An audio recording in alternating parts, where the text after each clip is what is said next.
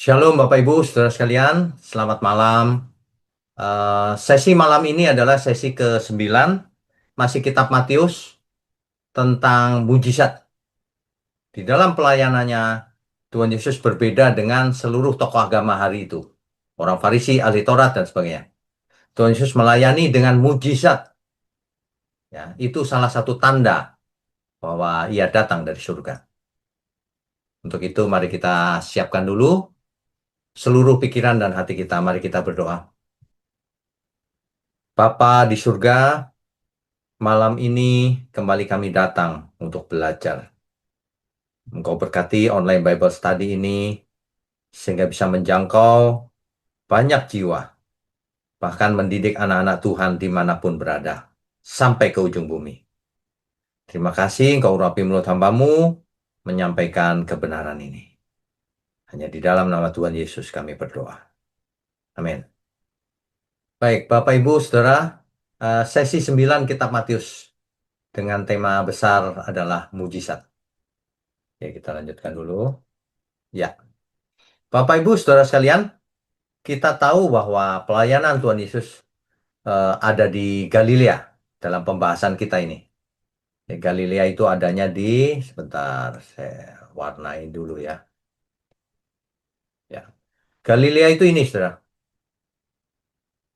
dikelilingi oleh Tiberias. Galilea disebut juga Danau Tiberias. Dikelilingi oleh Kapernaum, ada Korazin, Betsaida, ya, dan lain-lain. Ini Galilea, adanya di utara. Kemudian mengalir Sungai Yordan ke Laut Mati, ke bawah ya. Oke. Jadi kita sudah sampai pada pasal 8 dan 9. Mujizat, iman, dan pemuritan. Tema besarnya itu, Saudara. Ya, jadi eh, malam ini kita melanjutkan pembacaan firman Tuhan. Ya. Ya, konteksnya adalah menggambarkan puncak pelayanan Tuhan Yesus di Galilea.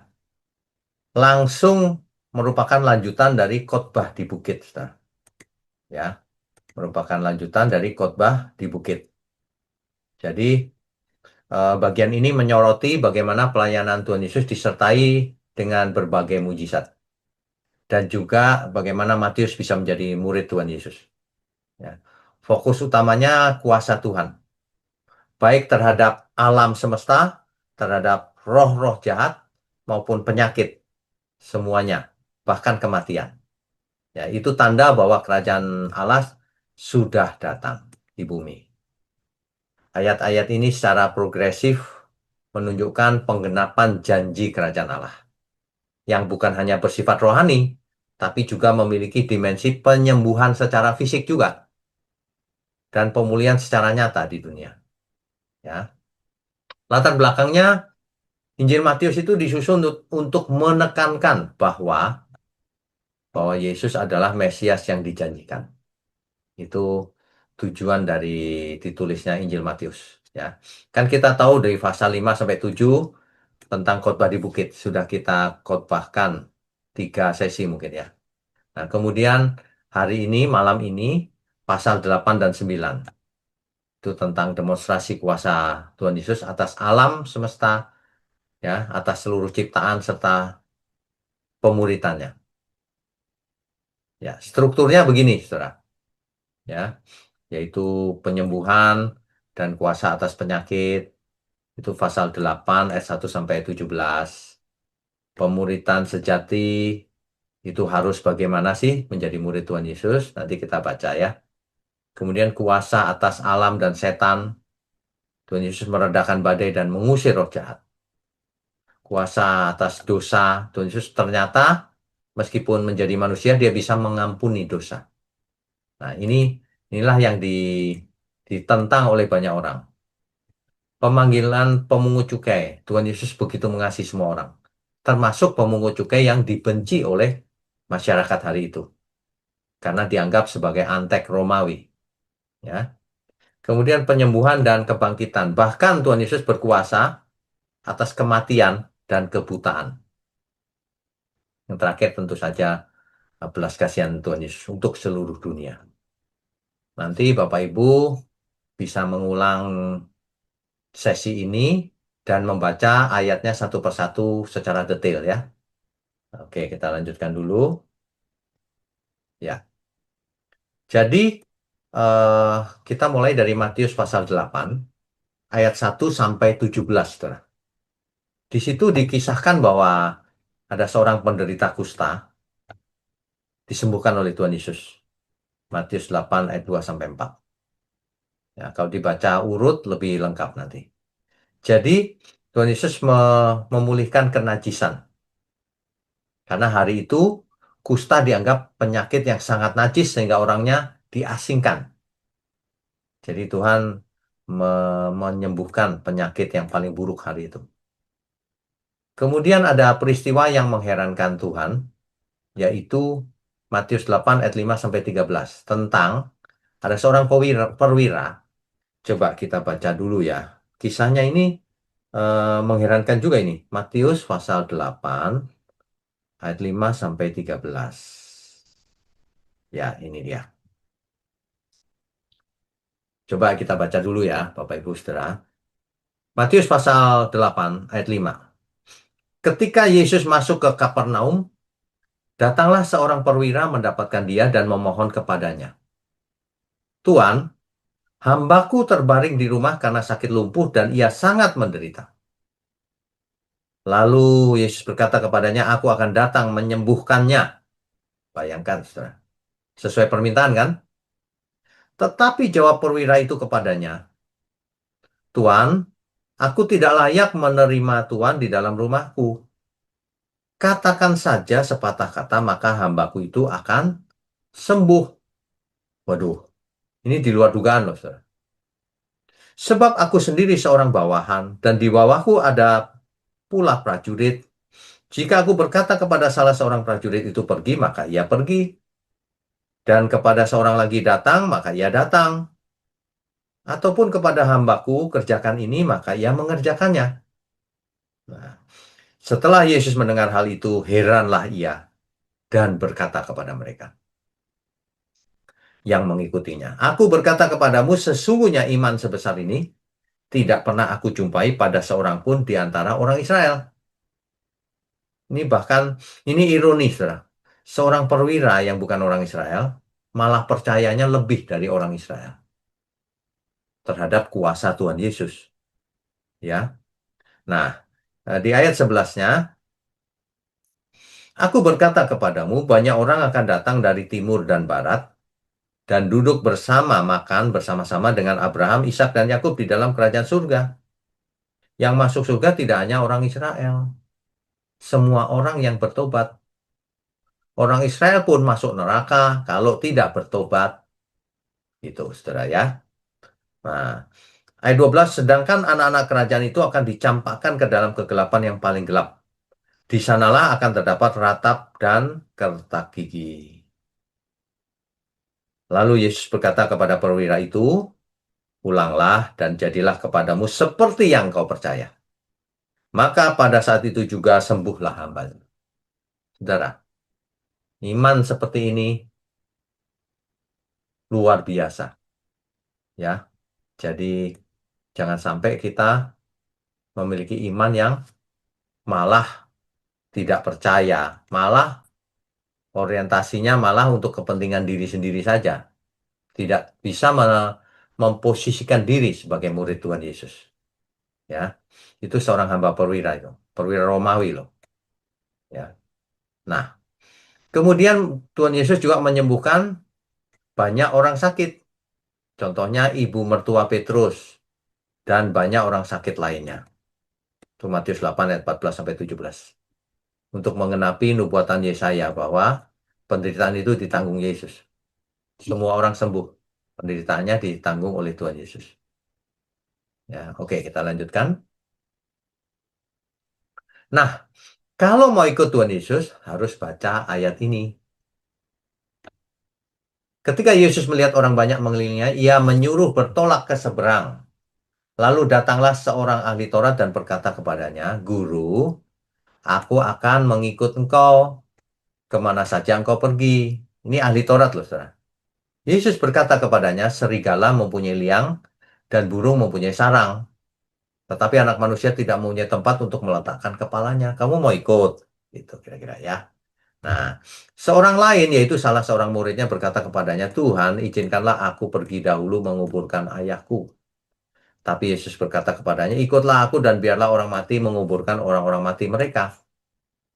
Ini maksudnya adalah, kalau ikut Tuhan Yesus, sudah, jangan pikirkan yang lain. Ayo ikut Tuhan Yesus.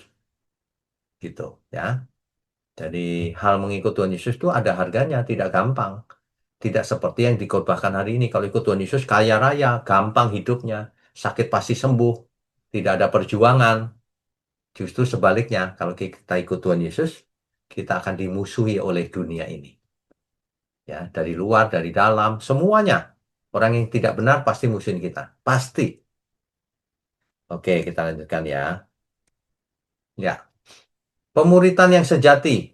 Nah, ini tadi istilah Tuhan Yesus. Mau ikut Tuhan Yesus, siap menderita, siap memikul salib. Ajaran yang benar begitu, ya. Jadi poin pentingnya mengikut Tuhan Yesus itu butuh komitmen penuh, bukan setengah hati. Makanya orang yang setengah-setengah hati atau tidak niat tidak bakalan jadi murid Tuhan. Dia tidak mengerti. Dia tidak mengerti yang pertama. Mengerti pun dia tidak sanggup melakukannya. Banyak orang tidak sanggup melakukan kebenaran. Ya, tidak sanggup sebab harus bayar harga. Sebab kita harus berkorban. Sebagai korban untuk Tuhan Yesus hidup kita itu. Bukannya malah makan korban, malah nyusahin orang, jadi sandungan, ya, jahat sama sesamanya, bukan begitu. Ya. Jadi mengikut Tuhan Yesus harus komitmen penuh. Itu sulit, ya. Di ayat 23 sampai 27 dikisahkan bahwa Tuhan Yesus berkuasa atas alam ini. Yaitu ketika badai mengancam perahu mereka di danau, Yesus dengan satu perkataan menenangkan badai itu. Satu perkataan, saudara. Matius 8, 23 sampai 27. Matius 8, 23 sampai 27, saudara. Ya, ya. Ini ini luar biasa ini. Ayat 26 saya bacakan. Ia berkata kepada mereka, "Mengapa kamu takut, kamu yang kurang percaya?" Lalu bangunlah Yesus menghardik angin dan danau itu, maka danau itu menjadi teduh sekali. Dan heranlah orang-orang itu, katanya, "Orang apakah dia ini sehingga angin dan danau pun taat kepadanya?" Bayangkan, saudara. Angin dan danau pun taat kepada Tuhan Yesus. Ya, peristiwa ini secara dramatis memperlihatkan otoritas mutlak Yesus atas alam semesta dan segala elemennya. Sehingga murid-muridnya takjub. Gitu, saudara. Ya. Oke, kita lanjutkan. Ya, ini gambar apa? Oh, babi. Oke. Yang berikutnya ayat 28 sampai 34. Ternyata roh-roh jahat pun diusir di daerah Gadara. Yesus menghadapi dua orang yang sangat kerasukan roh jahat. Dengan kuasanya roh-roh jahat itu diusir dan masuk ke dalam babi-babi. Bapak Ibu Saudara bisa baca di Matius 8 ayat 28 sampai 34. Masuk ke babi-babi dan babi itu mati akhirnya. Ia menunjukkan kuasa tak terbatas atas roh, dunia roh dan kejahatan. Ya. Oke. Berikutnya. Ya. Nah, yang lebih mencengangkan lagi bagi banyak orang adalah ternyata Yesus sebagai manusia berkuasa atas dosa. Matius 9 ayat 1 sampai 8. Yaitu coba kita, ini menarik, Saudara. Ya, ini menarik. Kita baca dulu ya. Matius pasal 9. Sesudah itu naiklah Yesus ke dalam perahu lalu menyeberang, kemudian sampailah ia ke kotanya sendiri. Maka dibawa oranglah kepadanya seorang lumpuh yang terbaring di tempat tidurnya. Ketika Yesus melihat iman mereka, berkatalah ia kepada orang lumpuh itu, "Percayalah hai anak-anak anakku, dosamu sudah diampuni. Nah, ini menyebabkan orang di sekelilingnya marah. Orang Farisi, ahli Taurat pasti marah. Siapa dia mengampuni dosa? Gitu. Makanya di ayat ketiga dikatakan, maka berkatalah beberapa orang ahli Taurat dalam hatinya, ia menghujat Allah. Masa manusia mengampuni dosa? Gitu. Tetapi Yesus mengetahui pikiran mereka lalu berkata, mengapa kamu memikirkan hal-hal yang jahat di dalam hatimu? Manakah yang lebih mudah? Mengatakan dosamu sudah diampuni? Atau mengatakan bangunlah dan berjalanlah? Mana yang lebih mudah? Tetapi supaya kamu tahu bahwa di dunia ini anak manusia berkuasa mengampuni dosa. Tuhan Yesus menyebut dirinya dengan sebutan anak manusia. Ya, nanti kita bahas. Berkuasa mengampuni dosa, lalu berkatalah ia kepada orang lumpuh itu, bangunlah, angkatlah tempat tidurmu dan pulanglah ke rumahmu. Dan orang itu pun bangun lalu pulang. Lumpuhnya sembuh loh, saudara. Maka orang banyak yang melihat hal itu takut lalu memuliakan Allah yang telah memberikan kuasa sedemikian itu kepada manusia. Bapak Ibu Saudara, ini tentu mengejutkan banyak para rohaniwan hari itu. Anak manusia kok mengampuni dosa, gitu ya. Ini ini benar-benar di luar dugaan karena sebelumnya belum pernah ada seorang manusia yang mengampuni dosa. Nah, ini dosamu sudah diampuni. Di sini Yesus menunjukkan bahwa ia punya otoritas ilahi. Ya, masalah terbesar manusia itu dosa, bukan sekedar sakit jasmani, bukan ya. Oke, kita lanjutkan. Nah, istilah anak manusia sering dipakai di Perjanjian Lama juga. Yang pertama, anak manusia itu menunjuk pada manusia biasa, udah pasti. Tergantung konteksnya ya.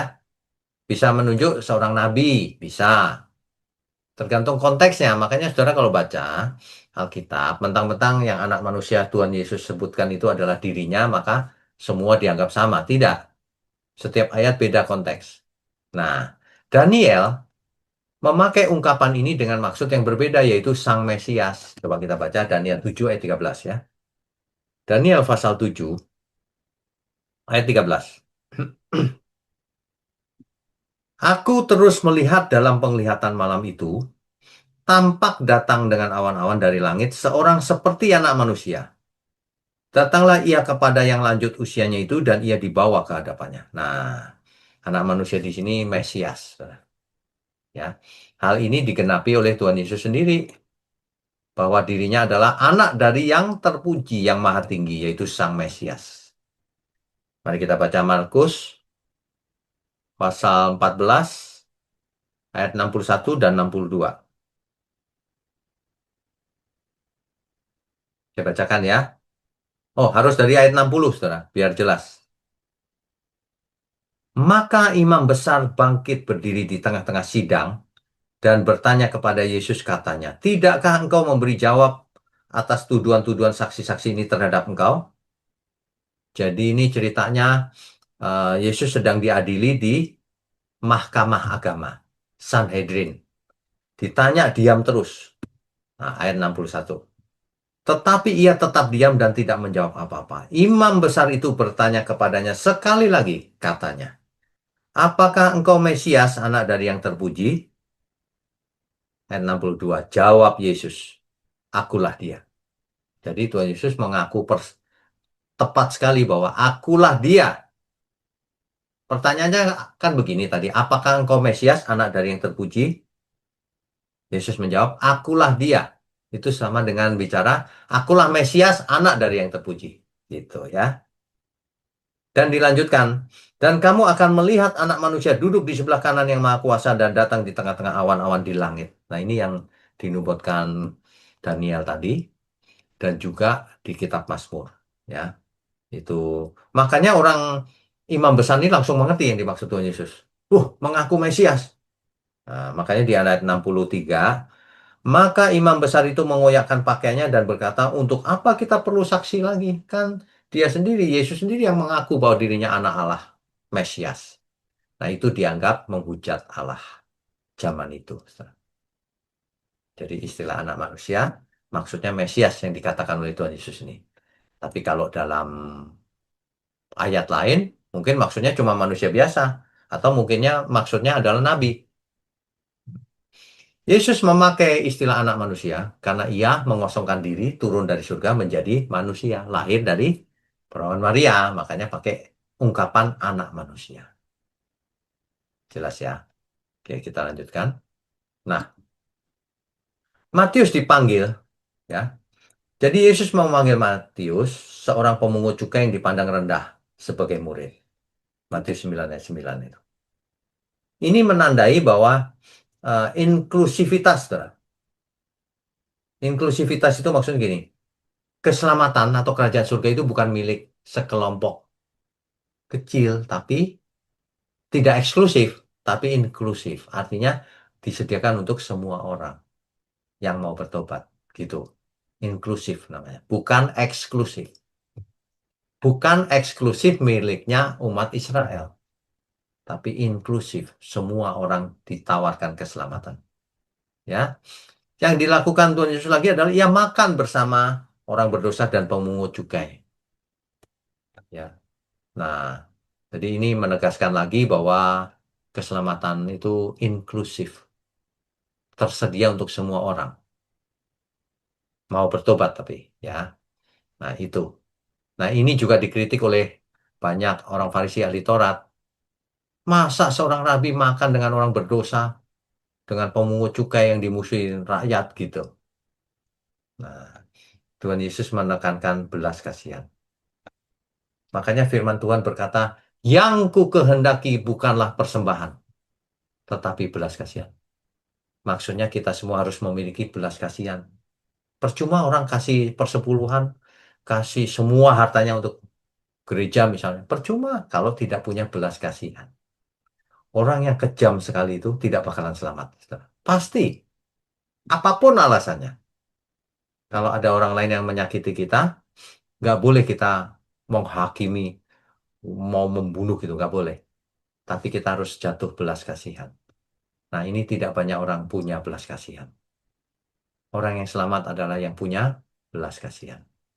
Sebab hukum yang terutama itu hukum kasih, saudara. Jadi kalau kita kejam sama sesama, itu pasti tidak selamat. Ya, kalau kita belajar yuk membersihkan hati, ya, supaya kita memiliki belas kasihan. Oke, kita lanjutkan dulu. Nah, kemudian ini yang lebih tidak terduga oleh banyak orang, bahwa mujizat itu tidak hanya penyembuhan dari penyakit saja, tapi ternyata kematian pun dikuasai oleh Tuhan Yesus. Ya, contohnya begini, saudara. Perempuan yang sakit pendarahan 12 tahun itu disembuhkan oleh imannya. Asalku jamah jubahnya, aku sembuh. Imannya begitu. Maka ketika menjamah jubah Tuhan Yesus, ia sembuh. Tapi ada peristiwa yang menarik di sini. Coba kita baca ya, Matius pasal 9 ayat berapa sebentar. Nah, ayat 21 kan demikian. Karena katanya dalam hatinya, asalku jamah saja jubahnya, aku akan sembuh, kata perempuan itu. Tetapi Yesus berpaling dan memandang dia serta berkata, teguhkanlah hatimu. Teguhkanlah hatimu, hai anakku, imanmu telah menyelamatkan engkau. Menyelamatkan itu maksudnya menyembuhkan engkau. Maka sejak saat itu sembuhlah perempuan itu. Gitu, saudara. Ya. Kemudian peristiwa yang kedua, anak Yairus. Anak Yairus. Mulai dari ayat 23. Ketika Yesus tiba di rumah kepala rumah ibadat itu dan melihat peniup-peniup seruling dan orang banyak ribut, berkatalah ia, pergilah karena anak ini tidak mati tetapi tidur. Tetapi mereka menertawakan dia. Menertawakan dia, saudara. Setelah orang banyak itu diusir, Yesus masuk dan memegang tangan anak itu lalu bangkitlah anak itu. Maut pun dikalahkan. Ya. Kemudian ayat 27 sampai 34. Itu tentang penyembuhan orang buta dan bisu. Saudara, kalau kita perhatikan, ya, itu mujizat Tuhan itu menguasai segalanya. Penyakit, terhadap roh-roh jahat, alam semesta, semuanya termasuk kematian. Ya. Nah, di ayat 35 sampai 38 barulah ini tentang belas kasihan Tuhan Yesus kepada orang banyak. Coba kita baca ya, ayat 35. Demikianlah Yesus berkeliling ke semua kota dan desa. Ia mengajar dalam rumah-rumah ibadat dan memberitakan Injil Kerajaan Surga serta melenyapkan segala penyakit dan kelemahan. Segala penyakit. Saudara. Ia mengajar ke semua kota dan desa. Berkeliling. Melihat orang banyak itu tergeraklah hati Yesus oleh belas kasihan kepada mereka. Karena mereka lelah dan terlantar seperti domba yang tidak bergembala. Maka katanya kepada murid-muridnya, tuaian memang banyak tetapi pekerja sedikit. Karena itu, mintalah kepada Tuhan yang empunya tuaian supaya mengizinkan pekerja-pekerja untuk tuaian itu. Kan begitu, saudara. Jadi, hari ini seruan untuk misi dan penginjilan. Saudara, meskipun saudara bukan seorang penginjil, meskipun saudara bukan pendeta, tapi saudara harus ikut serta mengabarkan kebenaran ini. Kan saudara bisa bagikan link kebenaran ini, ya. Saudara bisa ajak, saudara bisa bersaksi, apakah saudara diberkati, mendengarkan kebenaran, kan begitu. Supaya banyak orang selamat, jangan kita sendiri yang selamat. Kita harus punya belas kasihan seperti Tuhan Yesus. Kasihan orang itu tidak mengerti kebenaran. Kasihan dia hidup tidak mengerti dirinya anak Allah. Kan begitu, ya. Banyak orang di dunia ini kejam, tidak punya belas kasihan. Padahal hukum yang utama adalah belas kasihan. Kasih, hukum kasih, ya. Oke. Nah, jadi ini sangat perlu kita renungkan baik-baik Matius 9 ayat 12. Bukan orang sehat yang memerlukan tabib, tapi orang sakit. Lah, banyak orang merasa sehat, merasa orang benar, seperti orang Farisi ahli Taurat itu. Jadi dia nggak butuh Tuhan Yesus, seolah-olah begitu.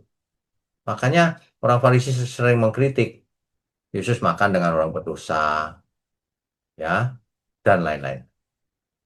Tapi Yesus juga mengkritik mereka, menjawab bahwa misinya adalah memanggil orang berdosa kepada pertobatan, bukan mengiyakan kemapanan mereka yang merasa saleh, orang Farisi, ahli Taurat, dan sebagainya.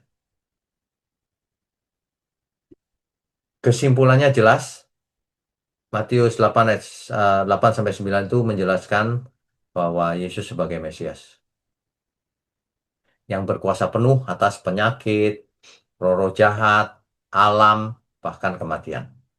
Ya, nah ini pelayanan Tuhan Yesus ini merupakan sebuah undangan buat kita semua untuk ikut serta berbelas kasihan kepada banyak orang. Kita dipanggil untuk meneruskan misi kerajaan Allah. Ya, oke.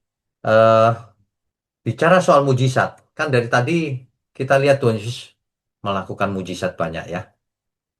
Kalau kita seringkali orang tidak percaya adanya mujizat. Orang lebih percaya pada ilmu pengetahuan. Mujizat itu apa sih? Mujizat itu dalam bahasa Yunani tauma, dunamis, semeion, tanda. Ya, itu mujizat itu adalah intervensi langsung Allah kita kepada dunia alam, dunia yang alamiah ini, yang natural ini. Intervensi langsung yang melampaui hukum alam dan bertujuan menyatakan kuasa, kasih, atau maksud ilahi. Contohnya Yesus berjalan di atas air. Ayo, itu kan mujizat, ya. Itu mengandung kuasa, dunamis. Itu tanda semeion, ya. Kemudian menyembuhkan orang buta sejak lahir atau membangkitkan orang mati. Nah, itu mujizat. Kalau ilmu pengetahuan itu sistem pengetahuan yang berdasarkan observasi, eksperimen di laboratorium dan merumuskan hukum-hukum alam yang bisa diulang, diprediksi dan diuji. dengan metode ilmiah. Itu ilmu pengetahuan. Contohnya hukum gravitasi, termodinamika, biologi sel, hukum kesehatan, dan lain-lain, dan lain-lain. Nah, lalu bagaimana sikap kita menghadapi mujizat dan ilmu pengetahuan? Apakah bertentangan atau bagaimana? Yang mana yang benar? Saudara, kita perlu ingat natur kebenaran. Bahwa kebenaran itu sesuai dengan fakta. Kalau faktanya Yesus berjalan di atas air, menyembuhkan orang buta, membangkitkan orang mati, kan itu fakta. Berarti itu kebenaran. Ilmu pengetahuan juga sama. Ilmu pengetahuan ternyata kesehatan tuh begini, begitu, fisika itu ada ilmu gravitasi. Sesuai fakta nggak? Sesuai. Itu pun kebenaran. Jadi bagaimana? Bertentangan atau tidak? Antara mujizat dan ilmu pengetahuan. Nah, ilmu pengetahuan itu menjelaskan apa yang biasanya terjadi dalam alam semesta. Itu. Tapi kalau mujizat menjelaskan apa yang bisa terjadi saat Tuhan bertindak. Beda ya. Tapi dua-duanya fakta. Bisa dibuktikan faktanya. Meskipun bukan kita yang membuktikan kalau mujizat. Itu kuasa Tuhan yang turun. Jadi, apakah bisa diuji mujizat itu? Secara ilmiah bisa diuji di laboratorium? Jawabannya secara umum tidak. Nggak tahu kalau ada yang bisa diuji, tapi secara umum tidak. Mujizat itu bukan fenomena yang berulang atau bisa direplikasi di laboratorium. Kita ulang di laboratorium, nggak bisa. Kita ulang di rumah sakit, didoakan pasti sembuh. Nggak bisa. Karena itu keputusan Tuhan, bukan keputusan kita yang kuasa kesembuhan itu. Ya, nah, kalau mujizat terjadinya di konteks moral, spiritual, teologis. Bukan cuma fisik, ya, ada unsur spiritualnya pasti. Namun efek mujizat bisa disaksikan secara empiris. Empiris itu real, fakta. Mujizat itu nyata, fakta. Gitu ya. Orang buta bisa melihat, lumpuh bisa berjalan. Saya ingatkan ya saudara, saya pernah lumpuh 3 minggu. Akhirnya ketika sudah dipijit padahal 3 kali. Setiap dipijit, bisa berjalan sebentar, besoknya begitu lagi, kumat terus. Yang pijit saya masih hidup sampai sekarang. Ya, ini fakta loh, saudara. Dipijit-pijit eh, sembuh tapi cuma semalam. Akhirnya saya tengking dalam nama Yesus, langsung berdiri, berjalan. Nah, itu tidak bisa dijelaskan secara ilmiah, tapi itu fakta, empiris, gitu ya. Jadi, mungkin suatu hari kita bisa mengerti mekanismenya kalau kita sampai di surga. Nah, siapa tahu, tapi itu nyata. Oke. Nah, jadi ada semacam kontradiksi atau benturan, ada semacam koeksistensi, ada bersama antara ilmu pengetahuan dan mujizat. Contohnya kalau sains ilmu pengetahuan orang mati tidak bisa hidup udah pasti gitu. Tapi mujizat Tuhan Yesus buktinya membangkitkan Lazarus. Ya, kalau secara bersama-sama ilmu medis menyembuhkan penyakit dengan obat dan teknologi. Mujizat tidak pakai itu bisa, tapi nggak apa-apa, sama-sama sembuh kan? Bisa, tergantung Tuhan. Jadi sains mengatakan itu tidak mungkin terjadi secara alami, mujizat itu. Tapi tidak bisa membuktikan bahwa Tuhan tidak bisa melakukannya secara supranatural. Jadi sains tidak bisa menjelaskan mujizat itu bagaimana cara kerjanya. Karena Tuhan yang bertindak. Ya, begitu. Jadi buktinya banyak dokter Kristen bersaksi mereka percaya pada sains dan juga mujizat. Mungkin mereka melihat juga mujizat terjadi yang di luar keilmuannya. Ya. Oke. Nah, mujizat dalam Alkitab dan fungsinya apa dalam kehidupan kita? Yang pertama, meneguhkan firman Tuhan sudah pasti. Membangkitkan iman pasti. Membuktikan keilahian Yesus pasti ketika Tuhan Yesus melayani, banyak sekali mujizat terjadi. Mengungkapkan belas kasihan Allah pasti. Ya, mujizat jangan untuk pamer atau hiburan, tapi menunjukkan kebenaran rohani atau kuasa Allah. Saudara, jangan salah mengerti ya, mujizat itu dibuat Tuhan. Tetapi, kalau orang fokusnya pada mujizat, bukan pada pribadi Tuhan, maka Tuhan tidak berkenan, tidak suka Tuhan seperti itu. Ingat baik-baik itu. Kan banyak orang ke gereja mengejar mujizat kan, Tuhan tidak suka dengan manusia seperti itu. Ya, tidak suka. Mungkin tidak banyak orang membaca Alkitab dengan teliti. Ya, kita baca Yohanes pasal 2 ayat 23. Dan sementara ia di Yerusalem, selama hari raya Paskah, banyak orang percaya dalam namanya. Karena mereka telah melihat tanda-tanda yang diadakannya, karena telah melihat Yesus buat mujizat. Ayat 24, tetapi Yesus sendiri tidak mempercayakan dirinya kepada mereka, karena ia mengenal mereka semua. Jadi untuk orang yang kalau ke gereja sukanya mujizat, terus Tuhan tidak mau dengan orang seperti itu. Artinya ia tidak cinta Tuhan, tapi cinta mujizat. Meleset. Seperti yang ditulis Yohanes 2 ayat 23 dan 24 dan 25 ini. Ya, ini peringatan buat orang yang sukanya mencari mujizat. Nah, jadi kalau soal metode, ilmu pengetahuan kan pengamatan dan eksperimen. Tapi kalau mujizat pakai iman dan pengalaman rohani. Tujuannya jelas menjelaskan alam semesta ini. Tapi kalau mujizat menyatakan Tuhan. Objeknya hukum alam, kalau ini penciptanya malah. Kalau arah dari bawah ke atas, mencari kita. Tapi kalau mujizat, anugerah dari Allah ke manusia. Dari atas ke bawah. Jadi kesimpulannya, baik mujizat maupun ilmu pengetahuan berjalan seiring pasti. Sama-sama fakta kok. Ya. Bahkan manusia suka lupa. Ilmu pengetahuan pun Tuhan yang ciptakan. Rumus-rumusnya semua itu Tuhan yang menciptakan. Manusia hanya menemukan, oh ternyata ada rumus seperti ini cocok dengan gejala alam. Gitu, saudara. Ya. Jadi sains menjelaskan bagaimana dunia ini berjalan. Tapi kalau iman menjelaskan mengapa dunia ini ada dan siapa yang berkuasa atasnya. Jadi mujizat tidak menghapus logika, tapi melampaui logika. Karena berasal dari Allah. Begitu ya, saudara ya. Baik, kita bisa lanjutkan dengan diskusi dan tanya jawab. Bapak Ibu kalau mau bertanya silakan raise hand. Oke, yang pertama Pak Joko. Silakan Pak. Di unmute dulu.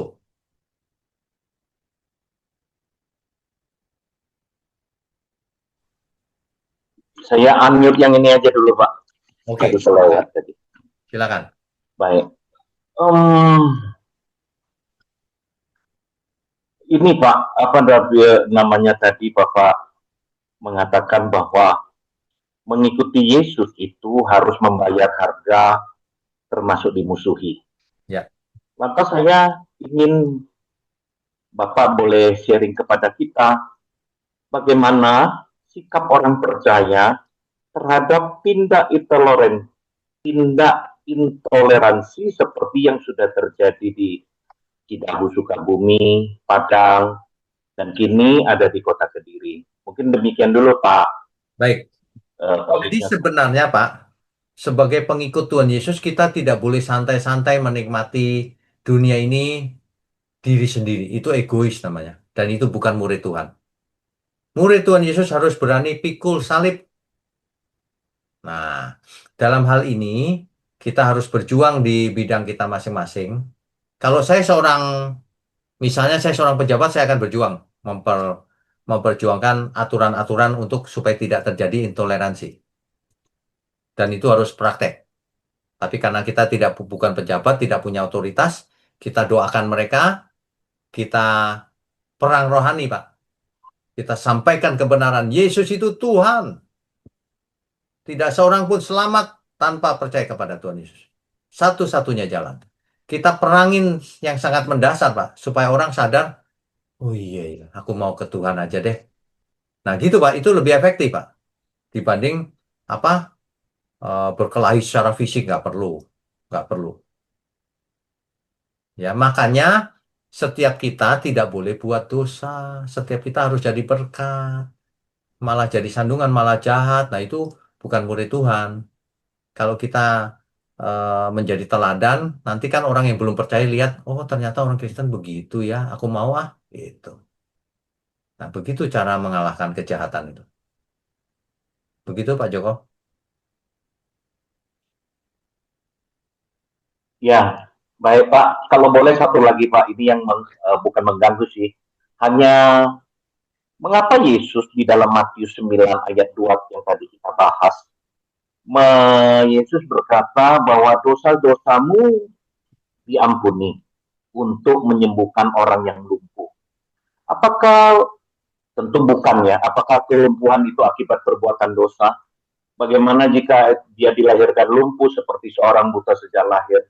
Minta Ya. penjelasannya Pak. Terima kasih. Baik, tidak semua penyakit atau sesuatu yang dianggap buruk menimpa orang percaya itu adalah dosa, tidak semuanya.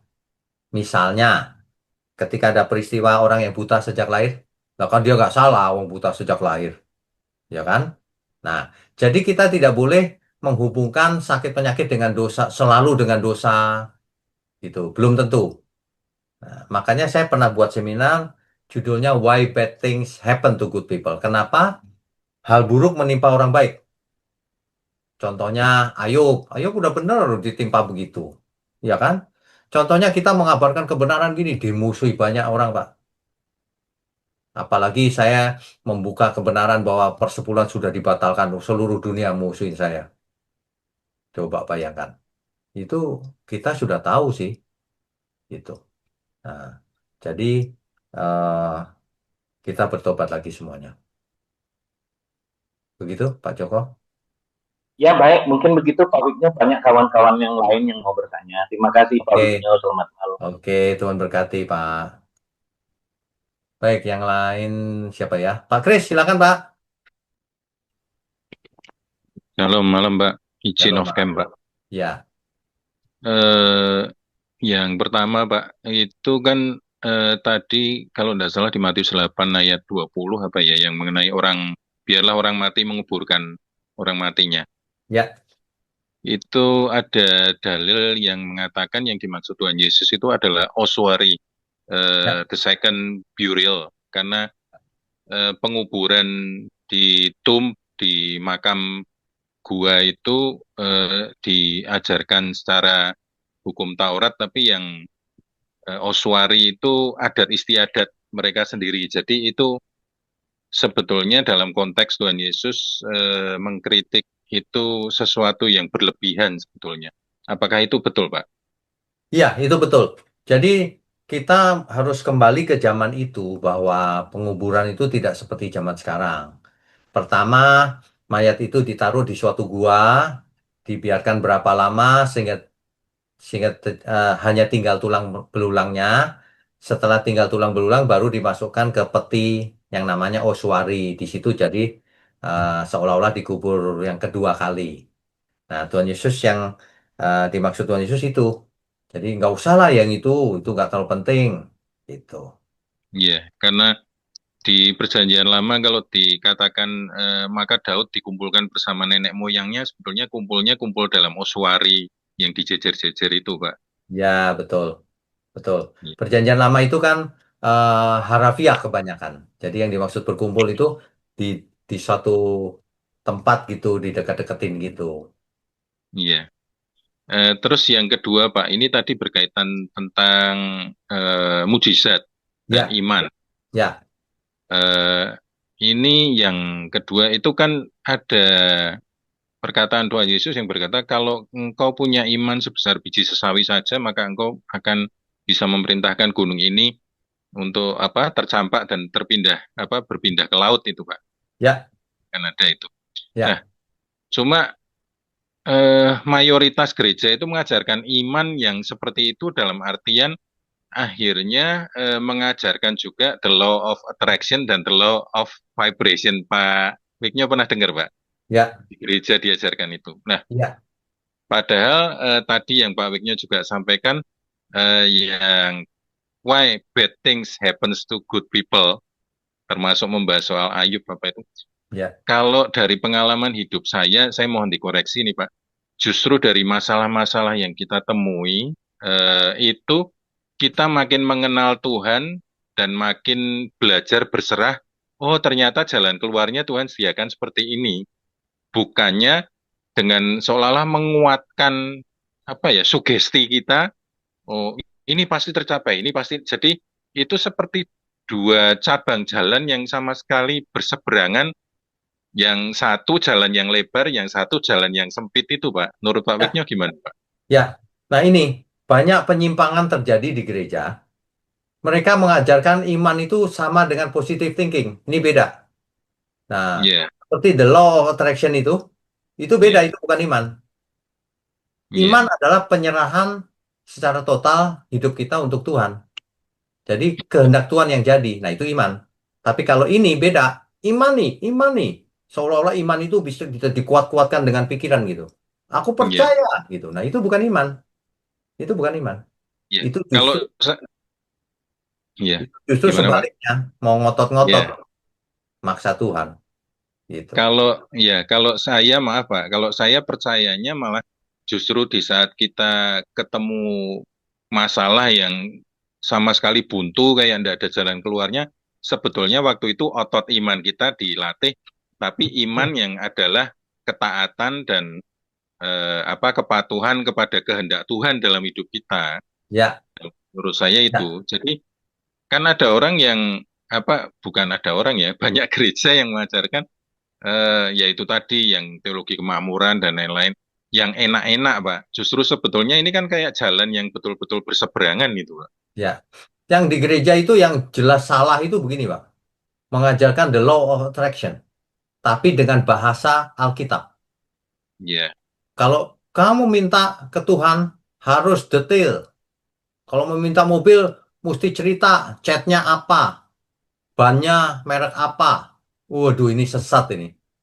Dia ayatnya yang di ayatnya yang dipakai janda yang ngetuk-ngetuk apa ya, itu ya, tetangganya atau hakim itu loh, Pak, ya. supaya Mereka dibela lupa, hakim. mereka lupa. Perumpamaan itu kan janda gila lawan hakim yang lalim.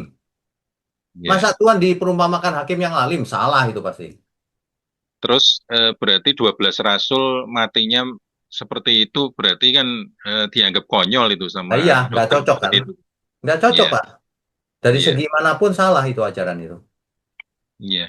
Gitu. Padahal di kitab Wahyu dikatakan eh, mengalahkan iblis dengan darah anak domba dan kesaksian kita. Iya, Kesaksian itu dalam artian kita melewati lembah kekelaman bersama Tuhan, yang Pak Wiknyo bilang kalau melewati pasir jejaknya cuma satu pasang itu, Pak. iya betul. Ya, itu yang sebetulnya jadi kunci untuk mengalahkan setan itu, Pak, Iya. sebetulnya. Sebenarnya segala sesuatu mendatangkan kebaikan kalau kita mengasihi Tuhan. Itu aja sih. Ya, ini sedikit yang terakhir, Pak. Ya, Untuk teknologi tadi kan semacam kayak dikontradiksikan dengan mujizat. ya, Nah, tapi ini ada ahli matematika yang namanya Kurt Gödel, itu yang punya dia membuktikan dengan hitungan rumus matematika bahwa ini tidak bisa lain jawabannya cuma ya karena ada Tuhan yang mengatur ini. ya. Ada teoremanya itu, Pak. Gödel, Kalau Kurt kalau Gödel. ya, kalau saya pribadi, ilmu pengetahuan itu cuma sebagian kecil dari mujizat. Jadi bukan bertentangan. Mujizat Iya, itu nyata, tapi kita belum bisa merumuskannya. Kita nggak iya, tahu, ilmunya nggak nyampe. Sama dengan iya, Pak. begini, kalau kita kembali ke zamannya Majapahit misalnya, terus kita Iya, zoom gini, kira-kira dianggap sakti nggak kita? iya, betul, Pak. Mujizat pasti. Kok suaranya ada, gambarnya ada, padahal jauh. Waduh, sakti ini orang ini. Nah, kan gitu. Iya, saya sendiri selama penginjilan di pedalaman ketemu angin topan segala macam pernah yang mungkin saya lupa saya pernah cerita ke Pak Wiknya atau enggak. Ya. Badai siklon ukuran besar luasnya mungkin seperempat pulau Kalimantan itu, Pak. Tapi ini kejadian beberapa kali. Eh, Mengarah ke tempat saya nginjil itu, terus kami beberapa orang berdoa, dia baliknya bentuk jalurnya kayak paruh burung itu, Pak. Hmm. Badai Ya, siklon itu bukan hanya kejadian satu dua kali. Jadi sebetulnya mujizat itu ada, tapi asal kita tahu landasan imannya harusnya bukan dari itu tadi sugesti atau keyakinan oh diri. ya, ya, ya. Itu Itu saja, Pak. meleset tuh. Positive Ya, thinking dianggap iman, itu meleset. ya, itu saja, Pak. Saya terima Oke, kasih, Pak. ya, Tuhan berkati Pak Oke. Kris. Berikutnya Bu Erika, silakan langsung pertanyaannya ya.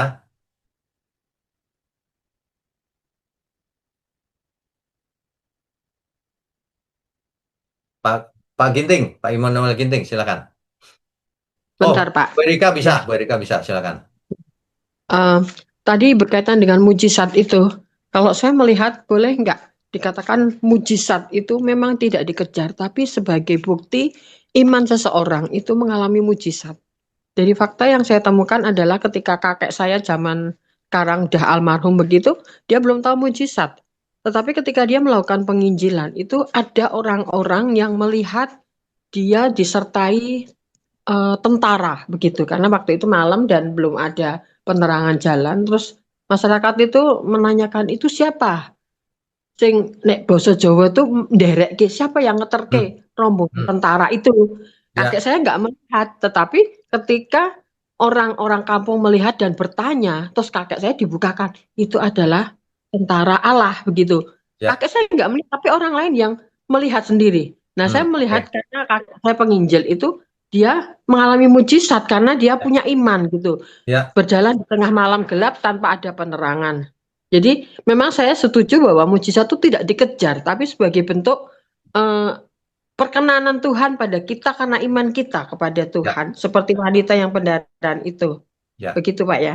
ya, Dan benar. yang kedua adalah ketika saya mau waktu itu terganjal adalah ada lagu yang salibnya itu loh Pak.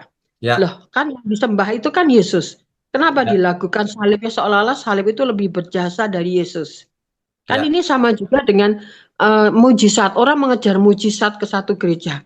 Orang menyanyikan kayaknya menyembah Tuhan, tapi kok yang disembah kok salibnya kan ada beberapa lagu yang mengatakan salibnya, salibnya. Terus lagu yang populer juga yang dinyanyikan siapa itu juga mengatakan salibnya. Bahkan itu sering dinyanyikan ketika Paskah. Itu kan sama aja penyembahannya bukan ke Tuhan tapi ke benda, toh Pak. nggak gitu, Bu, nggak begitu. Jadi dalam bahasa manusia itu ada yang namanya perifrasa. Perifrasa itu menyebut dengan sebutan hormat, tapi dengan menggunakan seperti perumpamaan. Kalau kita ngomong salibnya bukan kayunya salib itu, bukan. Tuhan Yesusnya pasti. Itu perifrasa namanya. Nah, kalau Yahweh kita tidak tahu apa bagaimana tepatnya untuk melafalkannya, kita ganti Bapa kami yang di surga. Itu perifrasa namanya. Nggak apa-apa. Nah, tapi kalau mujizat, ini bukan perifrasa. Orang mencari mujizat, pokoknya aku mau mujizat sembuh. Nah, kan bukan Tuhannya, sembuhnya. Itu beda, Pak. Iya. Beda, Bu. Bukan berarti nggak boleh mujizat. Oh, saya ngalami mujizat kok. Nah, cuman tidak boleh jadi tujuan utama. Itu maksudnya. Oh, gitu. Oke, terima kasih, Pak. Tuhan Oke, memberkati. Tuhan berkati, Tuhan berkati. Pak Immanuel Ginting, silakan. Iya, selamat malam Pak Wiknyo. Selamat malam. Selamat malam juga Bapak Ibu semuanya. Pertanyaan saya satu aja Pak. Ya, Di slide Bapak yang mungkin ke berapa yang terakhir itu tentang tujuan mujizat Pak. Ada ya, poin ketiga, nomor 2 sebelah kanan di atas itu, ya, membuktikan keilahian Yesus. Kalau ya, nggak salah Yohanes 10 ayat 38 Bapak kutip. ya, Pertanyaan saya begini Pak. Tentu Bapak juga menemukan di luar sana ada pengajaran yang mengatakan bahwa mujizat yang dilakukan oleh Tuhan Yesus itu tidak dapat dijadikan sebagai bukti bahwa ia adalah em, firman atau anak Allah yang menjadi manusia. ya, Karena menurutnya mujizat itu bukan hanya Yesus yang bisa lakukan, Petrus juga bisa melakukan mujizat begitu Pak. Tentu kita dalam komunitas ini dalam komunitas yang mempercayai bahwa Yesus adalah firman Allah dan anak Allah yang menjadi manusia kan begitu. ya, betul. Yang mau saya tanyakan bagaimana Bapak membantu kami supaya memiliki pemahaman yang clear Ya, sehingga benar-benar mujizat itu bukan sekedar tanda penyertaan Tuhan, tapi itu benar-benar seperti yang Bapak sampaikan dalam slide itu, ya, apa namanya, konfirmasi bahwa Yesus ini adalah anak Allah yang menjadi manusia. ya. Bagaimana? Makasih Pak. Baik, baik. Nah, yang membuktikan Yesus adalah anak Allah yang maha tinggi, Mesias, bukan hanya mujizat, itu kan cuma salah satunya. Nah, mujizat yang dibuat oleh Tuhan Yesus tidak bisa dilakukan oleh siapapun. Contohnya, membangkitkan orang mati. Siapa yang bisa? Nggak bisa. Kalau Nabi Perjanjian Lama bisa, Elia, karena diberi kuasa oleh Allah sendiri. Tapi Yesus kan membangkitkan atas otoritas dirinya sendiri. Dia bicara, bangkit, maka bangkit. Jadi nggak, kalau Nabi kan nggak begitu, disuruh Allah. Kalau Tuhan Yesus nggak, bangkit, ku ampuni dosamu, langsung. Nah itu beda tuh, beda. Jadi lagi pula itu hanya salah satu poin bahwa untuk membuktikan Yesus itu datangnya dari surga. Bayangkan ketika itu Yesus sebagai anak tukang kayu, ia mengajarkan firman kemana-mana, tapi nggak ada mujizat, ya dianggap biasa-biasa saja. Tapi disertai mujizat, diberikan karunia oleh Bapaknya, um, supaya orang tahu yang ini beda nih, yang ini ia mengajar dengan kuasa, ini pasti dari atas, gitu. Nah, itu salah satunya, gitu Pak Ginting. Jadi soal kematian tidak ada yang bisa lakukan, bangkit, Baik, ya. terima kasih Pak. Oh itu saja. Oke, Tuhan berkati. Berikutnya Pak Budi, silakan Pak. Langsung pertanyaannya Pak. Enggak ya, enggak resign ya. Loh kok resign? Sebentar. Layar saya berubah sebentar. Pak Pak Matius dari Surabaya, silakan. Shalom. Shalom. Tolong tanya Pak, Ya, tadi berkaitan dengan Matius 8 ayat 12, ya. keselamatan itu kan memang terima Yesus, bertobat, diselamatkan ya. Tapi saya pernah baca atau lihat itu ada pendapat yang aktivis Yahudi mengatakan kita nggak perlu khawatir akan keselamatan orang Yahudi karena mereka sudah punya perjanjian darah. Nah, apakah kita perlu menginjili orang Yahudi juga? Terima kasih. Oke, baik. Tapi saya percaya keselamatan itu dalam Yesus. Terima kasih. Ya, baik. Tidak ada satu orang pun di dunia ini yang berani mengatakan sudah ditentukan selamat, nggak usah berbuat apapun, nggak usah bertobat. Ada perjanjian yang membuat selamat, nggak ada itu, Pak. Justru Tuhan Yesus mati di kayu salib, maka kita diberi kesempatan supaya selamat. Makanya Kisah Rasul 3 ayat 19 jelas. Kisah Rasul 3 ayat 19 ya. Karena itu sadarlah dan bertobatlah supaya dosamu dihapuskan. Artinya kalau kamu tidak sadar dan bertobat, dosamu tidak dihapus. Apalagi orang Yahudi. Siapapun di dunia ini tidak sadar dan tidak bertobat, tidak selamat. Ya kalau opini ya silakan merasa selamat perjanjian darah. Perjanjian darah yang mana? Perjanjian darah itu di kayu salib. Tuhan Yesus. Kalau cuma darah domba itu kan Taurat. Ya. Perhatikan baik-baik. Orang Israel dipimpin Tuhan keluar dari Mesir. Selamat nggak mereka? Sebagian besar binasa, Pak. Sampai ke tanah perjanjian juga binasa lagi. Karena tegar tengkuk nggak mau bertobat. Mana ada jaminan selamat darah domba. Kecuali bertobat. Itu beda. Begitu Pak Matius? Jelas ya? Terima kasih, Pak. Oke, Tuhan berkati. Berikutnya Ibu Ivon.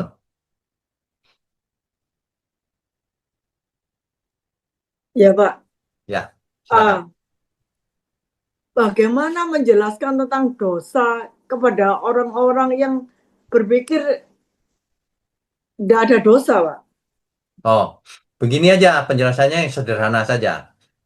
Dosa di Alkitab itu, di Perjanjian Baru khususnya, itu pakai salah satu kata yang dipakai itu hamartia.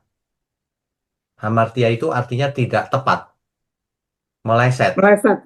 Ya, meleset, luncas. Meleset dari apa? Meleset dari kehendak Allah. Jadi kalau kita hidup kita nggak sesuai yang diinginkan Tuhan, nah itu meleset namanya. Itu dosa. Jadi dosa itu bukan hanya kejahatan saja. Kita hidup diem aja nggak sesuai kehendak Allah. Nah, itu udah dosa. Padahal diam loh. Manusia tidak harus diam, manusia harus bisa dipakai Tuhan menjadi berkat. Jelas nggak ya, Iya, Pak? Pokoknya iya, kalau Tuhan tidak suka, berarti manusia itu masih dosa. Kenapa? Tidak sesuai yang diinginkan. iya. Ya itu. Kedua, Pak, Ya. saya dengar firman harus diperkatakan. Itu bagaimana, Pak? Misalnya, kasih contoh saya. Misalnya tentang kesembuhan atau tentang berkat itu, Pak. Oke. Jadi ngadep di depan kaca terus katain kamu pintar, kamu pintar, kamu pintar gitu kira-kira. Gimana maksudnya? Maksudnya gimana? Ayo, Iya, iya, diperkatakan iya. tuh maksudnya bagaimana? Iya, iya. Jadi seperti itu berarti kan seperti jimat, Pak ya. Kalau mereka Nah, gitu. itu seperti hipnosis namanya. Oh iya, iya, iya. Kalau dalam marketing banyak orang tekniknya begitu. Katakan sama dirimu, engkau cantik, cantik, cantik di depan cermin gitu kan. Nanti Iya, kamu iya, iya. cantik lama-lama. Itu namanya hipnosis. Kasihan deh lo di depan cermin ngomong sendirian. Iya, iya, iya. Iman itu bukan dikatakan, iman itu harus dilakukan. Kok dikatakan? Katanya kan dari pendengaran, jadi Itu kalau hipnosis namanya. diperkatakan. Itu hipnosis namanya. Aku pintar, pintar, pintar, pintar, pintar. Menghipnotis diri sendiri. Di Ah, Alkitab nggak ada begitu. Di iya, Alkitab iya, nggak iya. ada seperti itu. Didengar, makanya dengar dilakukan, Pak ya. Iya. Dilakukan. Kalau di Alkitab gini, berbahagialah orang yang merenungkan Taurat siang dan malam. Gitu kan? Iya, Renungkan, bukan ngomong aja, ngapain ngomong. Direnungkan, dilakukan maksudnya. iya, iya. Gitu. Oke? Ketiga, Pak. Boleh, Pak, ketiga. Boleh, boleh. Saya kan sakit, Pak ya. Sudah lama. Ini bagi cerita ya. Waktu itu kan semua orang ya pasti bikin sembuh, minta mujizat, Pak ya. Ya, pasti. Sampai sekarang belum sembuh. Tapi yang membawa saya pikir saya ini sudah dapat mujizat walaupun sembuh karena dengan sakit saya ini saya diselamatkan jiwa saya Puji oleh Tuhan. Tuhan. Puji Tuhan. Itu saya yang mau share, Pak. Jadi Oh, oke. ya Baik. memang saya masih kepikir sembuh, ya Pak. Masih berdoa. Sudah tuh saya tengking-tengking juga belum sembuh, ya Pak. Oke. Tapi saya merasa ini jiwa saya yang disembuhkan itu mujizat, Pak. Itu lebih hebat. Itu lebih Sampai ketemu dengan Pak Wigno ini, Pak. mau pilih berkat fana atau berkat kekal? Berkat kekal lah. tentunya. Nah, ya itu jawabannya. Itu Iya. lebih mantap dibanding aku sembuh tapi jauh Tuhan. Nah, itu udah nggak bagus malah. Ya, Dapat proses ya karuan, Pak. ya, Maksudnya ya. di karakternya semua itu diproses gak Bagus karu-karuan, itu. Pak. Bagus itu. Kan Iya, Alkitab berkata begini, kalau engkau diperlakukan sebagai anak, kamu dihajar Tuhan. Itu, iya, ya. iya, Nah, segala sesuatu mendatangkan kebaikan. Allah turut bekerja dalam segala sesuatu untuk mendatangkan kebaikan. Kalau tadinya kaya raya dibuat bangkrut tapi malah bertobat, bagus. iya, iya. Makanya jangan nunggu bangkrut. Meskipun belum bangkrut udah kaya, bertobat dulu cepetan. Betul, betul, Pak. Karena Tuhan akan mengusahakan setiap orang kalau bisa selamat. Mau bangkrut, mau sakit, asal selamat. Itu. Prioritas pertama selamat jiwanya. Iya, iya. Ya, makanya Tapi kalau saya masih tetap berdoa, Pak, nggak apa-apa, untuk kesembuhan. ya nanti Tapi Ibu ya, WA Pak. saya aja sakitnya apa, ya. Oh ya, WA di mana, Pak ya? Saya punya nomornya Bapak di OBS itu, Pak. 0812 Sebentar, Pak. Uts. 0812 88 88 0702 0702 64 8. Saya 64 ulangi ya, Pak. ya 0812 88 07 028. bukan Oh, 0812 ya, 88 ya, 0702 ya, 64 64. ya. Oke. Oke, pertanyaannya itu saja. Iya, Pak. Terima kasih, Oke, Pak. Tuhan Tuhan memberkati. berkati. Ya. Berikutnya Pak Epenius, silakan. Ya, Langsung pertanyaannya, Pak. shalom. Shalom. Selamat malam Selamat untuk kita malam. semua dan Pak Rosen. Pertanyaan saya tentang pemuridan. Ya, Pemuridan yang sejati itu seperti apa? Memang di Matius 8 itu aja sedikit saya, jadi tolong lebih jelas lagi. oke, baik, baik. Ya, Jadi begini, kalau mau jadi muridnya Tuhan Yesus, yang pertama kita harus melepaskan segala milik kita. Artinya kita nggak boleh egois, nggak boleh mendahulukan kepentingan pribadi di atas kepentingan Tuhan. Ya, harus pikul salib, harus belajar firman, dan melakukannya. Sederhananya begitu, Pak Epenius. siap Pak Rosen. Karena biasa itu kamu harus terima Yesus sekarang. Jangan tunggu begitu. Ini dari itu yang pemuridan kan? Ya, benar. Terima Yesus itu sekarang, oke, baik. Tapi kan prosesnya panjang.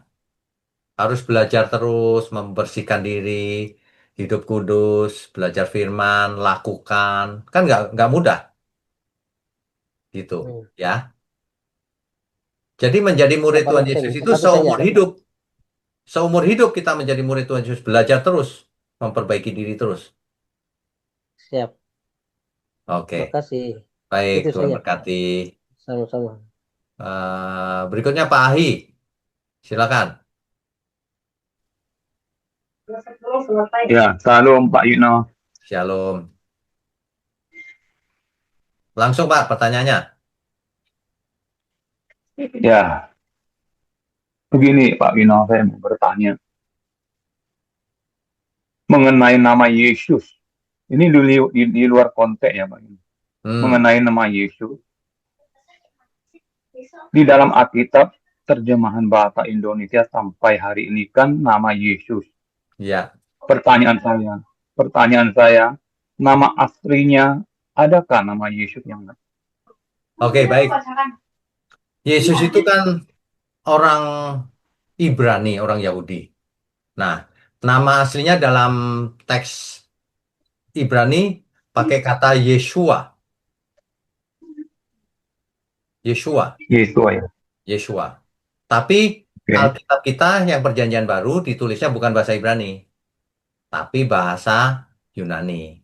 Kalau dalam bahasa Yunani namanya Yesus.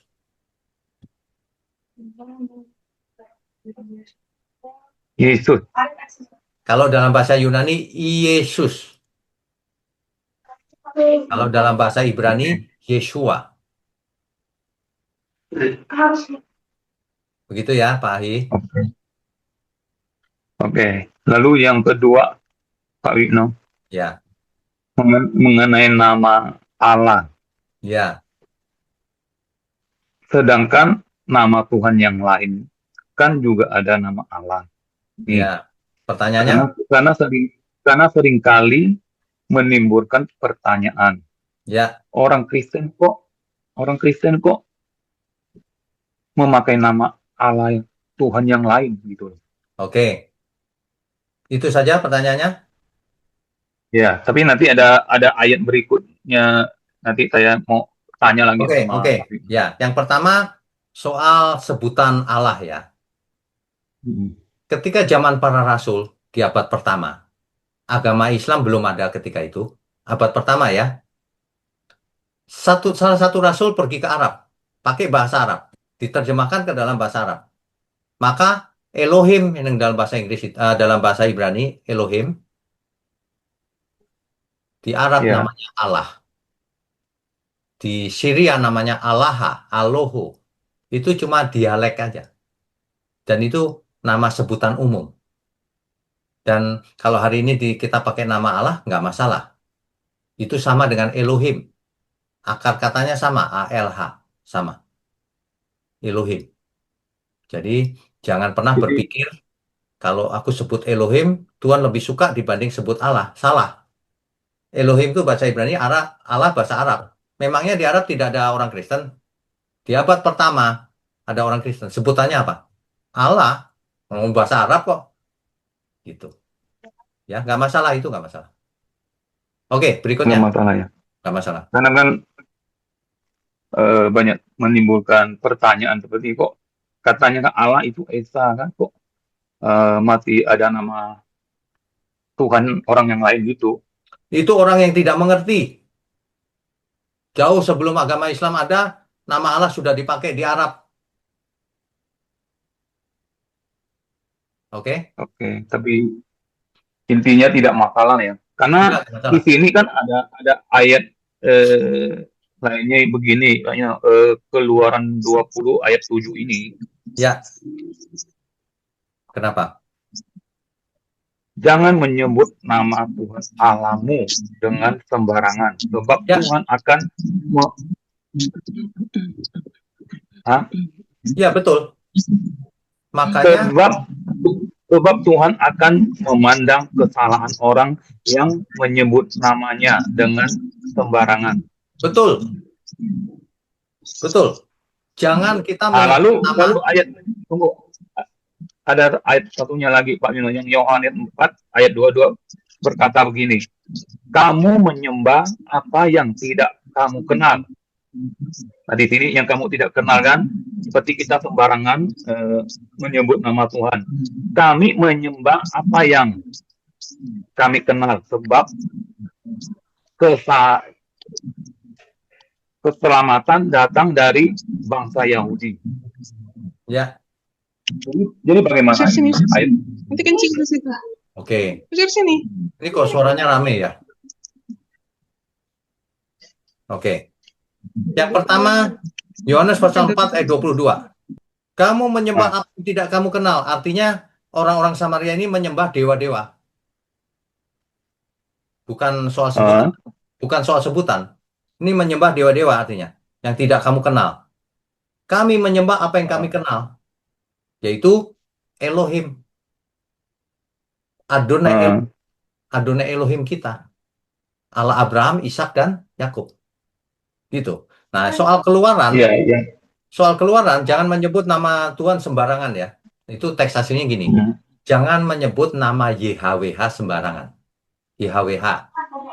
Nah, jadi kalau YHWH ya. Jadi kalau menyebut YHWH, terus Pak, terus. kan kalau di Alkitab itu ada tulisan YHWH, nama Tuhan.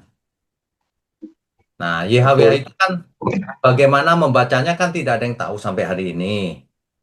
Banyak orang menyebutnya Yehova dan Yahweh. Ada yang Yahweh, ada yang Yehova. Itu sembarangan sebutnya. Wong namanya bukan Yahweh, bukan Yehova, disebutnya Yahweh atau Yehova. Itu malah sembarangan. Makanya orang Yahudi nggak berani sebut sembarangan, makanya diganti Tuhan, Adonai. Gitu ceritanya. Jelas ya? Pak Hai, ikutin saja seminar nama Tuhan yang di channelnya GMM. Saya jelaskan panjang lebar. Iya. Ya. Sebut Sebenarnya saja masih Allah. ada. Pak Hari sebut saja Tuhan Allah. Kalau ada di Syria, mereka akan sebut Allah, Aloho. Dia bahasa lain.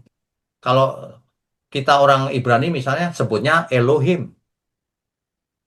Gitu ceritanya. Ya. Sebenarnya itu nama Allah itu nama sebutan apa seperti apa nih Pak? Itu sebutan umum, sebutan umum. Sesuatu yang disembah itu disebut Allah. Makanya Allahnya orang Kanaan itu adalah Dagon, Baal, Asitoret. Banyak mereka punya Allah. Allah itu sesuatu yang disembah. Sebutan umum. Bukan nama pribadi. Nangkep nggak? Sebutan umum. Iya. Iya. Gitu. Ya. Tapi intinya tidak tidak apa-apa ya dengan Nggak masalah, ayat yang Keluaran 20 ayat 7 ini. nggak masalah. Tapi jangan sebut Yahweh atau Yehova, itu masalah. Itu nggak namanya sebut sembarangan malah. Bukan itu kok. Seperti Elohim atau Elohim sama Allah sama, itu sebutan umum. oh iya. Ya, oke. Pak Ai, Elohim Adonai gitu sama ya. Adonai Elohim, jangan dibolak-balik. Iya. Adonai Elohim. Tuhan Allah terjemahnya bahasa Indonesianya. Pak Ai ikuti saja seminar nama Tuhan serinya ya di channel GMM. Itu lengkap kok saya jelaskan. Iya Pak. Oke, Tuhan berkati. Ya Tuhan memberkati Pak. Ya, berikutnya Lika Sari silakan. Waktunya tinggal sedikit, langsung pertanyaannya. Terima kasih Pak Wigno, salam. Pak Shalom. Wigno, saya mau tanya, jika ada suatu kelompok orang percaya itu memiliki kebiasaan berdoa, memuji, menyembah kepada Tuhan, dan Ya. satunya lagi itu mendalami firman Tuhan. Menurut Ya. hemat saya pribadi, itu dua-duanya itu harusnya berjalan seiringan kan Pak? Betul. Terus kemudian saya mendengar orang mungkin bilang menjudge aliran yang mendalami firman Tuhan ini beda aliran sama kita nih gitu. Apakah itu suatu bentuk kesombongan rohani ya Pak ya? Sebenarnya kita tidak boleh menghakimi siapapun, ya, tidak boleh. Yang kita boleh adalah menunjukkan, mengajarkan kebenaran. Kalau ada yang salah kita boleh, itu salah, jangan diikuti. Kita kalau nggak tunjukkan orang lain tersesat, kita malah salah. Tahu tapi nggak mau memberitahu. Tapi bukan dalam rangka menghakimi, oh itu nyanyinya kok begitu. Nah, itu nggak penting tuh. Yang penting itu firmannya benar apa enggak. Idealnya ya, idealnya kalau kita punya iman, pengertiannya benar, perasaannya benar, keinginannya benar, cara pujinya juga yang tulus, ya. Jangan puji Tuhan tapi diem aja ya, jangan juga dong. Itu cinta, mana ada sih orang cinta Tuhan diem aja gitu. Benar Kita pasti sekali, Pak. ekspresinya muncul, kan begitu. Iya Pak. Ya. Terima kasih Pak Wigno. Oke, Tuhan Halo, berkati. Tuhan berkati. Pak Flakos, langsung Pak pertanyaannya. Siap. Selamat malam Pak Pendeta. Selamat malam. Ya, off cam ya, Pak Izin off cam. Ya. Ya, baik Pak Pendeta. Singkat saja. Kalau saya melihat dari pasal 8 dan 9 Matius ini, Ya. Yesus mengajar dan membuat banyak mujizat. Ya. Saya kira pendapat saya nanti dikoreksi ya. Itu merupakan satu tanda yang harus Yesus buat kepada orang-orang, kepada umat Israel dan pengikut-pengikut pada waktu itu. Ya, yang menunjukkan otoritasnya, kemahakuasaannya, keilahiannya, supaya orang benar-benar yakin bahwa dialah juru selamat, dia yang diutus oleh Allah. Ya. Nah, itu pendapat saya. Baik, kemudian saya baca di dalam Matius 8, ya, yang Yesus menyembuhkan orang kusta itu. Ya. Ayat pertama sampai 4 itu, di ayat 4 itu Yesus bilang, kamu pergi jangan kasih tahu ke orang lain. Ini Ya. maksudnya bagaimana ya? Oke, Kabar baik. baik. Ya. Baik. Ini kan pelayanan Tuhan Yesus di awal-awal, Pak. Ya. Tuhan tidak ingin orang mencari Dia karena mujizat saja. Mujizat. Justru yang utama bukan mujizat. Yang utama adalah ajaran-ajaran. Pengajarannya yang paling utama. Mujizatnya itu tambahan aja gitu. Jangan sampai orang mencari Tuhan Yesus karena mujizat.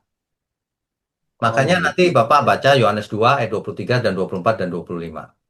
Di situ orang-orang banyak yang percaya karena lihat mujizat, ditinggal sama Tuhan. Saya nggak mau orang seperti itu. Gitu. Saya berpikir lain. Saya kira mungkin pada saat itu Yesus berusaha untuk menghindar dari orang-orang Yahudi karena mereka mempunyai niat yang tidak baik terhadap Dia. Enggak, bukan. Mungkin dia mau ditangkap begitu. Oh, tidak ya? Ya. Baik, terima kasih Bapak Pendeta. Tuhan berkati. Terima kasih, Tuhan berkati. Shalom. Ya, shalom. Pak Denny, segera pertanyaannya langsung. Waktunya pakai mepet soalnya. Ya Pak, terima kasih. Ya. Pertama tadi saya mau mungkin menanggapi yang Bu Ivon tanyakan tadi, mungkin yang dimaksud ayatnya di 2 Korintus 4 ayat 13. Saya bacakan ya, Pak. Ya, silakan. Namun karena kami memiliki roh iman yang sama, seperti ada tertulis, aku percaya, sebab itu aku berkata-kata. Maka kami juga percaya dan sebab itu kami berkata-kata. Ya. Mungkin yang dimaksudkan itu, kalau iman harus berkata-kata, mungkin itu, Pak. Mungkin. Oh, Mungkin seperti itu. Nanti pasti ada lagi, Pak. Ya. Yang berikutnya, ini. Di Kisah Rasul 2 ayat 22 saya bacakan. Kisah Rasul 2 ayat 22.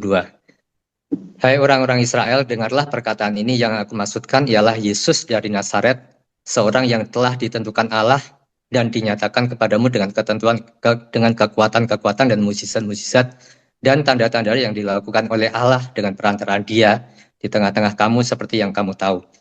Nah, ini saya pernah dengar ada pengajaran yang dulu ya, Pak. Yang dulu ini melandasi dengan ayat ini bahwa ini Yesus ini hanya manusia biasa yang melakukan selalu Allah gitu. Sehingga ini walaupun ilahi, tapi saya pribadi sih saya mengamini bahwa Yesus itu adalah firman Allah yang inkarnasi ke bumi, anak Allah yang jadi manusia. Jadi saya nggak mau nabrak buahnya ayat. Kalau menurut mereka ini salah satu dasar gitu. Menurut Pak-nya bagaimana, Pak? Ya, jadi yang namanya kebenaran itu tidak bisa dibangun dengan satu ayat.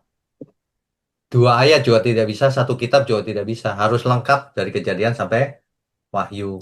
Saya sarankan Pak Denny itu ya, mengikuti seminar 7 natur kebenaran. Sehingga nanti Pak. Sudah ya. Nah, jadi kebenaran itu utuh. Jadi ada banyak ayat yang mengatakan aku turun dari surga. Bukan untuk melakukan kehendakku, tapi melakukan kehendak Dia yang mengutus aku. Dan seterusnya. Kalau setiap informasi itu dirangkai, maka jadi kebenaran. Nggak bisa satu ayat ini contohnya, Yesus itu manusia biasa. Nggak bisa. Wong Tuhan Yesus sendiri yang mengaku, akulah Dia. Ketika ditanya oleh imam kepala. Apakah engkau Mesias, anak dari yang terpuji? Akulah Dia. Apa kurang jelas ayat itu? Ya. Gitu ya? Ya. Oke. Kalau saya pribadi sebetulnya saya saya sampai mengumpulkan puluhan ayat yang ditabrak oleh ajaran ini sebelumnya. Saya terus terang lebih setuju bahwa memang Yesus ini inkarnasi dari Allah, gitu. Ya, pastilah. Tapi bagaimana? Ya, saya pribadi setuju dengan itu, Pak, dengan harus memang demikian. Tapi untuk ayat ini bagaimana menjelaskan atau memahaminya bahwa ini kan kesan ayat ini bahwa benar-benar Yesus ini adalah manusia biasa. Kesan ayat ini menurut mereka. Oke, baik. Bukan menurut saya, Pak. Gini. Bukan menurut saya. Tapi menjelaskannya gini. Menjelaskannya gini. Ada satu ayat lain lagi begini. Satu-satunya pengantara. Karena Bapa itu Esa, karena Allah itu Esa, maka Esa pula pengantaranya, yaitu manusia Kristus Yesus. Jadi siapa yang dimaksud sang pengantara satu-satunya itu? Manusia Kristus Yesus. Siapa itu? Yohanes 3 ayat 16, anak tunggal Bapa. Iya kan? Anak tunggal Bapa kan? Siapa itu? Ternyata Dia turun dari surga. Ada ayat lain lagi yang mengatakan Tuhan Yesus sendiri, aku turun dari surga. Dan banyak sekali ayatnya. Jadi nggak mungkin sebenarnya orang berpikiran Dia manusia biasa. Oh, ayatnya banyak kok, ditabrakin semua. Ya. Bikin aja Alkitab sendiri situ sekalian. Ya. Ya. Baik, Pak. Oke. Ya. Baik, terima kasih, Pak. Terima kasih. Maaf waktunya habis. Sudah terlalu panjang. Ya, lain kali ya Pak Gius, Tiawan, juga Pak Budi, lain kali minggu depan tanyanya. Oke, baik. Kita tundukkan kepala yuk. Bapa kami yang di surga, terima kasih untuk malam hari ini. Kami semua diberkati, kami semua dicelikan mata rohani kami. Tuhan berkati gereja kami, GMM, Gereja Mula-Mula. Tuhan berkati juga setiap jemaatmu, umatmu dimanapun berada. Di rumah dimanapun berada.